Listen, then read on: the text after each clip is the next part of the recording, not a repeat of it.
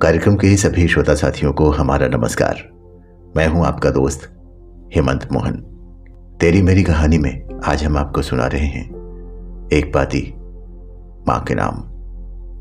इस खूबसूरत पाती की लेखिका हैं लखनऊ उत्तर प्रदेश की जानी मानी रचनाकार सुरेखा अग्रवाल स्वरा। तो आइए सुनते हैं भाव भरी एक पाती मां के नाम।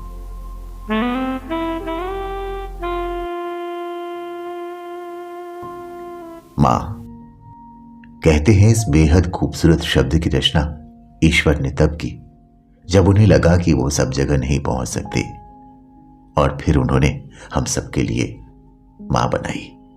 संपूर्ण सृष्टि, आकाश गंगा, तारामंडल और ब्रह्मांड की सृजनकर्ता मां वो ध्वनि है, ओंकार सी, महकती हवा सी, जो हमें जीने का कारण देती है। आई, तुला शत शत नमन। याद है मुझे वो पहला दिन जब तुम मुझसे मिली थी, एक अंधेरे से पर गर्माहट लिए तुम्हारी कोख में। मैं बंद आंखों से चुपचाप सांस ले रही थी और अचानक चौंकी थी तुम्हारे स्पर्श से। अजीब सी, एक अद्भुत सी अनुभूति थी वो, एक चुंबकीय शक्ति, और मेरी हलचल शुरू हुई थी तुम्हारे स्पर्श मात्र से। जहां जहां तुम्हारी हथेलियां जाती मैं उसी तरफ भागती।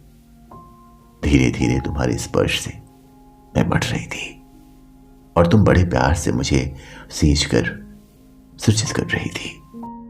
और एक दिन वो भी आया जब मैं तुम्हारी गोद में थी। तुम्हारा स्पर्श और जन्म पाकर तुम्हारी गोद में धन्य हुई। आई, धीरे धीरे तुम मेरा सृजन बड़े लाड प्यार से करती रही। बाल्यावस्था से लेकर किशोरावस्था तक मेरी प्रथम पाठशाला, मेरा पहला शब्द, मेरा पहला कदम, मेरा पहला निवाला, पहली सहपाठी और पहली सखी सब तुम ही थी। बाबुल के घर से विदा हुई और नया संसार रचा, और वो अनुभव भी जब मैं मां बनी। आज मेरे बच्चों की लापरवाही मुझे मेरी शरारतों की और तुम्हारी फिक्र की याद दिलाती है।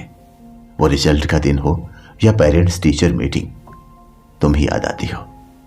जानती हो मां, मैं थक जाती हूं, सोना चाहती हूं, खींचती हूं, पर फिर 2 मिनट का मौन और तुम्हारी याद आते ही चुस्ती से खड़ी हो जाती हूं। तुम्हारा फिक्र करना और मेरी बेफिक्री। जब बेटा लापरवाही करता है तो तुम्हारी चिंता मेरे माथे पर सिलवटें बनकर उभर आती हैं। वो सारी मेरी हरकतें जब बच्चों में देखती हूं तो तुम नजरों के सामने घूम जाती हो। वो झूठ मूठ का गुस्सा तुम्हारा और मेरा सचमुच का डरना बहुत याद आता है। आई, बहुत याद आता है। आई, बच्चे बड़े हो रहे हैं। जाहिर है मैं भी अनुभव और उम्र के उसी दौर में हूं। अब तुम धवल और पूर्ण चांदनी बन बहुत शीतल हो चली हो, और मेरे भी बालों में उम्र की चांदी दिखाई देने लगी है। बहुत अच्छा लगता है जब बच्चे कहते हैं, मां तुम भी अब नानी की तरह दिखने लगी हो। सचमुच मेरा मां बनना पूर्ण लगता है। आई, आज जब मेरा बेटा मासूमियत से गोद में आकर मेरा माथा चूमता है तो सहज ही मेरा बाल मन अपने आप ही तुम्हारी गोदी में समाहित हो जाता है, और मैं ममत्व की मूर्ति बन उसे अपने बाहों में ले तुम में समाकर अपने आप को तुम में समाहित कर देती हूं, इसी एहसास में कि एक मां को ईश्वर ने बनाकर हम सब जीवों पर बहुत बड़ा उपकार किया है। धन्य हूं मैं कि मैं तुम्हारा सृजन हूं, और धन्यवाद उस ईश्वर का जिनके तुम सृजन हो। शत शत नमन तुम्हारे सृजनकर्ता को, और कोटिशः नमन मेरी सृष्टि को।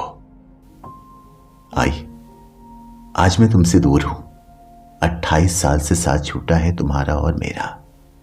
धवल चांदनी से तुम और मैं हल्की सी चांदनी अपने बालों में लिए तुम्हारी तरफ अग्रसर। सच कहूं तो तुम बहुत याद आती हो, हर पल, हर क्षण और हर दौर और कई स्थितियों में दूर हूं इसलिए एक खत लिख रही हूं तुम्हें। पास होती तो शायद कह नहीं पाती, किंतु अब तुम्हारा वाला दर्जा जब मुझे मिला तो बच्चों की हरकतों में मेरी हरकतें याद आती हैं। मैं बिफर जाती हूं, थक जाती हूं तो तुम्हें सोचती हूं कि तुम कैसे एक मुस्कुराहट के साथ सुबह 5 बजे से लेकर मेरे सोने तक यंत्रवत सारे काम करती थी। आई, तुम्हें बारंबार नमन है, शत शत नमन है।